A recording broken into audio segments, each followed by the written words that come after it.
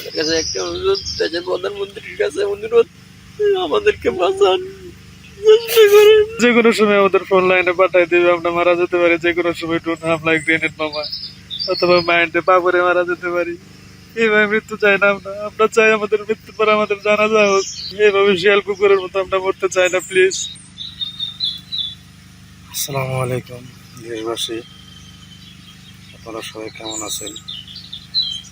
আপনারা সবাই হয়তো ইতিমধ্যে জানেন যে আমরা 30 জন লোক একসাথে রাশিয়াতে আসছিলাম। 30 জন একসাথে আসার পরে আমাদেরকে আমাদের এজেন্সি 2 জন রাশিয়ানের হাতে উঠাই দিছিল। তারা আমাদেরকে কোনো আসার পরে কোনো ধরনের মোবাইলের মাধ্যমে কোনো হেল্প করে নাই, কোনো নেট দেয় নাই, ফোন নিয়ে নিয়েছিল। আমাদের কাছে কোনো নেট ছিল না। আমাদেরকে আলতু ফালতু বোঝায় বলছিল যে আমাদেরকে ড্রোন কোম্পানিতে কাজ দেবে, কনস্ট্রাকশন সাইটে কাজ দেবে। এই সমস্ত কথাবার্তা বলে আমাদেরকে মনে করেন যে যুদ্ধক্ষেত্রে পাঠিয়ে দিয়েছে, আমাদেরকে বিক্রি করে দিয়েছে। আপনারা হয়তো ইতিমধ্যে জানেন। এখন ওইখান থেকে আসার পরে আমাদের একটা ক্যাম্পে নিয়ে আসা হয় 30 জনকে। ওইখান থেকে 14 জনকে এক ক্যাম্পে পাঠানো হয়, আর আমাদের 16 জনকে আরেক ক্যাম্পে পাঠানো হয়। এখানে নিয়ে আসার পর আমাদেরকে 3 থেকে 4 দিন ট্রেনিং করানোর পর 5 জন 6 জন করে একদম ফোন লাইনে পাঠানো হয়েছে যুদ্ধ করার জন্য।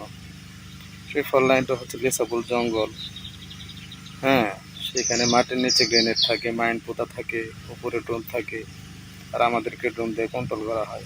মাছের টুক হিসেবে আমাদেরকে ইউজ করা হয়। আমাদেরকে ডাইনে যেতে বললে ডাইনে যেতে হয়, বামে যাইতে বললে বামে যাইতে হয়। এইভাবে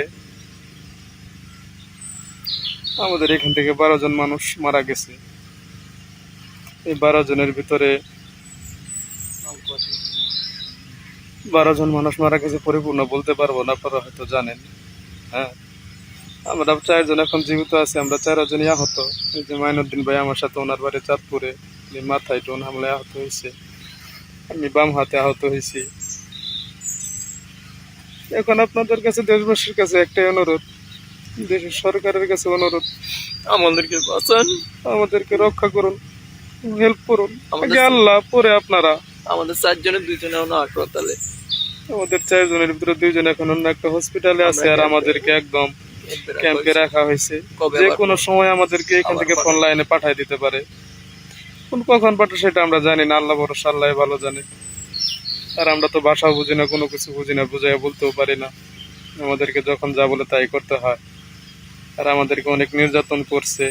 ফোন লাইন থেকে যখন আমরা আহত হয়ে ফেরত আসছি, তখন আমাদেরকে ওই অবস্থায় আবার যাইতে বলে ফোন লাইনের যুদ্ধের জন্য। এখন আমরা যাই না, এই বিধায় আমাদের মারধর করছে, মাটির নিচে ভাঙ্গার আটকায় রাখছে 5 থেকে 6 দিন। খাইতে দেয় নাই, পানি পর্যন্ত খাইতে দেয় নাই, কোনো কিছু দেয় নাই। প্রতিদিন এসে এসে মারধর করছে।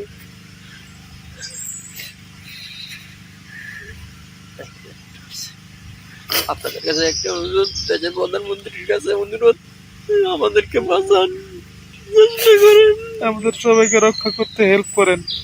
দেশবাসীর কাছে একটাই অনুরোধ। আর সবার বাড়িতে ছোট ছোট বাচ্চা আছে, আমার বাড়িতে একটা 5 মাসের বাচ্চা আছে। আমরা তো এই জীবন চাই নাই। আমরা আসছিলাম শুধুমাত্র ডাল ভাত খেয়ে বাঁচার জন্য, আমাদেরকে এভাবে বিক্রি করে দিছে।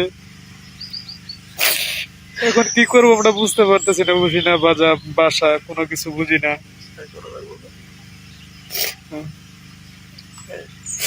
আমাদেরকে রক্ষা করুন প্লিজ, আমাদেরকে রক্ষা করতে হেল্প করুন। আপনাদের কাছে একটাই অনুরোধ, সকল স্তরের জনগণের কাছে একটাই অনুরোধ,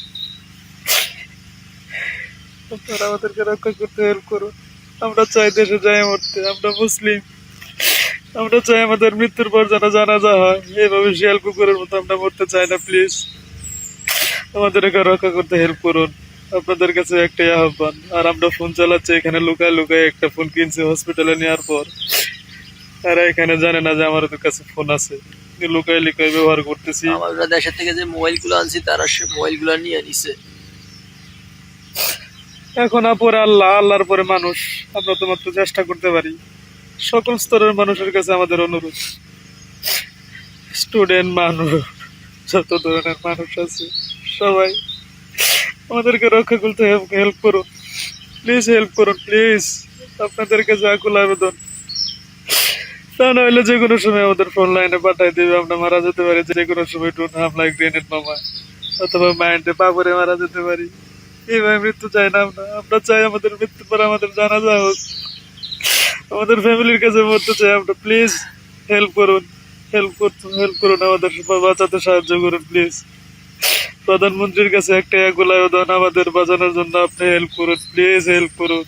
আপনি চাইলে সম্ভব, আমরা যতদূর জানি। আর 14 জনের কি অবস্থা সেটা তো আমরা জানি না এখন পর্যন্ত। আমাদের 16 জনের ভিতরে 4 জন মাত্র জীবিত আছে এখন, তাও সবাই আহত। কখন না কখন আবার পাঠাই দিবে সেটা আমরা বলতে পারি না, আর বেশি কিছু বলতে পারবো না। যে কোনো সময় লোকজন চলে আসবে। প্লিজ আমাদেরকে রক্ষা করুন। উপরে আল্লাহ, পরে আপনারা আমাদেরকে রক্ষা করতে হেল্প করুন প্লিজ। আমরা এভাবে মরতে চাই না। আল্লাহ হাফেজ।